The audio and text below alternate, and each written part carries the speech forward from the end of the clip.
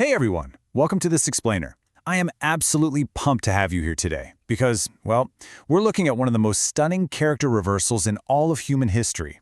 We're going to unpack some incredible source material covering ancient India's Mauryan Empire to explore a truly epic story of transformation. We're looking at the life of Ashoka the Great.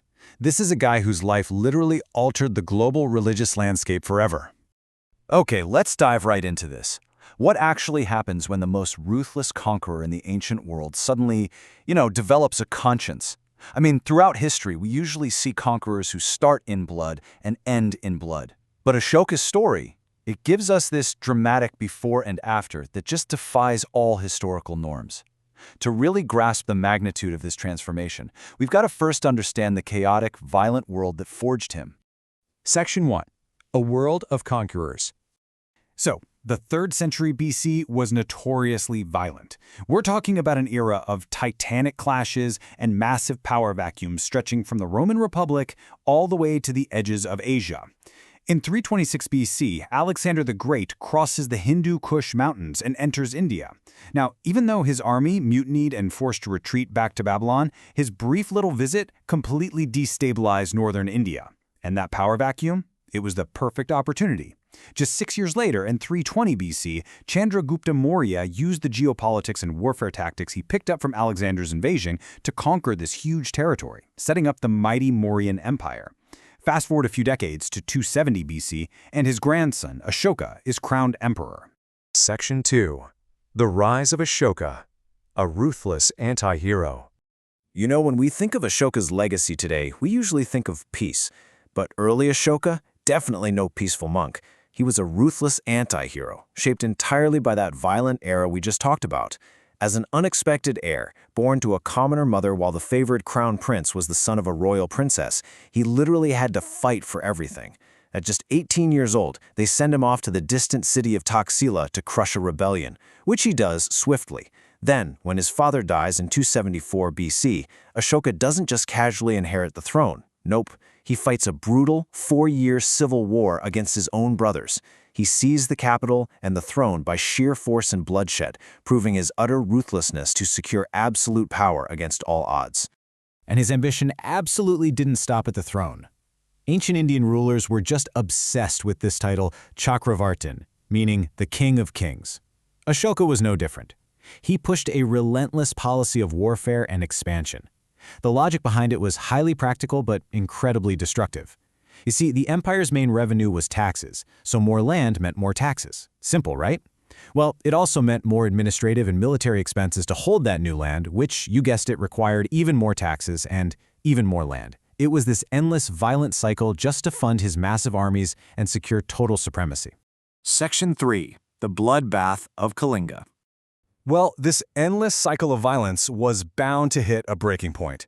In the year 262 BC, Ashoka orders his massive Mauryan army to march straight into the kingdom of Kalinga. Given their track record, the Mauryan forces probably expected an easy, sweeping victory. Instead, they slammed into a fiercely courageous enemy.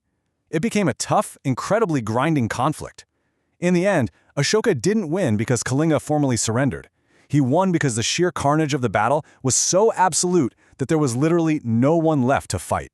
So the crucial point is the staggering human cost of this victory. It comes down to one horrific number, 250,000. When Ashoka stood on that battlefield amongst the dead and dying, the absolute scale of the horror finally clicked for him. We're talking 150,000 people captured, 100,000 slain on the field, and countless more who would inevitably die from the famine and disease that always followed. Instead of celebrating a grim military triumph like literally any other monarch of his time would have done, Ashoka felt something entirely unprecedented for an ancient warlord. He felt a deep, overwhelming sense of remorse.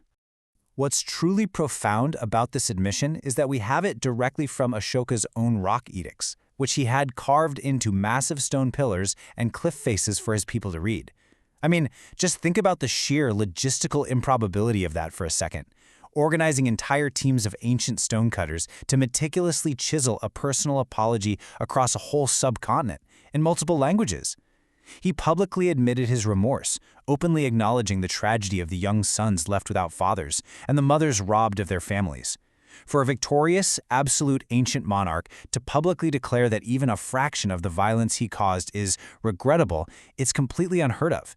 This wasn't the guy who annihilated his brothers for the throne anymore. This was a man utterly broken by the true cost of war. Section 4. The Path of Dhamma. From the ashes of Kalinga, Ashoka actually vowed never to bear arms aggressively again. He slowly turned to the teachings of Siddhartha Gautama, the Buddha, who had preached peace and nonviolence about 2 centuries earlier.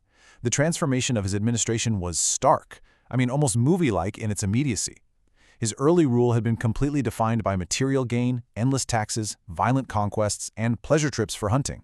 His later rule, it completely flipped the script. He started dedicating his immense wealth toward public welfare, strict religious tolerance, even warning that criticizing other faiths actually harms your own, and he went on pious pilgrimage tours just to interact with his subjects. He literally transformed a machine of war into a vast system of public care.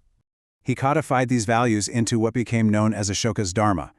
These were highly practical rules of good behavior. He urged obedience to parents and teachers, and kindness to the old and vulnerable. He preached nonviolence toward all living creatures, even going so far as to put an end to the vast animal slaughters in his own imperial kitchens. But here's the thing, he didn't just preach, he built. He ordered shade trees to be planted along the roads, mango groves for food, and wells dug to quench the thirst of travelers. He fundamentally and tangibly improved the daily, everyday lives of his citizens. But, we do have to maintain a bit of historical nuance here. Ashoka was still an emperor, not just a philosopher. He was highly pragmatic. If neighboring kings or ambitious governors sensed even a hint of weakness, the empire would collapse. So, Ashoka did not disband his massive army. He kept it around to deter invaders and was fully prepared to crush rebellions if his newfound peace was threatened. He famously warned the forest people that while he felt remorse, he still had the power to punish them, basically telling them to behave lest they be killed. So he became a benevolent father figure, yes, but a very, very stern one. Section 5. Spreading a world religion. Let's zoom out to the macro level for a second. Ashoka's personal transformation didn't just change India, it changed the entire world. He took a regional Indian faith and laid the exact groundwork for it to become a massive global religion. In 253 BC, Ashoka hosted the Third Buddhist Council in his capital of Pataliputra. This was this huge, momentous gathering of Buddhist monks, and it was here, with the emperor's full backing, that the critical decision was made to actively export Buddhist teachings far, far beyond India's borders. And this brilliantly illustrates how it happened. With imperial backing, the faith actively expanded. Ashoka sent missionary teams all across the known world. Dharmarashikta, who was possibly a Greek convert himself, was sent to the Greek Hellenistic kingdoms and North Africa. Ashoka even sent his own firstborn son, Prince Mahendra, to Sri Lanka, and that mission was so successful that Sri Lanka remains predominantly Buddhist even today. Other monks traveled to Kashmir, Gandhara, and Burma. Because of Ashoka's massive initiative, the faith would eventually travel all along the Silk Roads to Tibet, China, and Japan.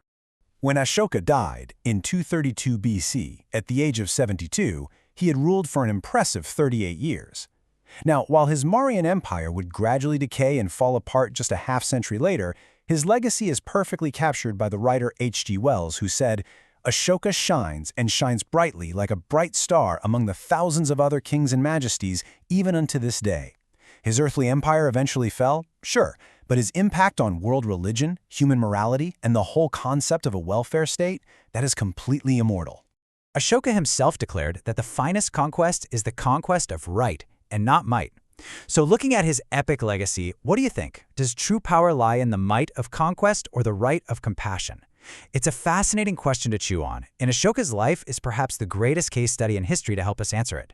Thank you so much for joining me on this explainer. Keep learning, keep questioning, and I'll catch you next time.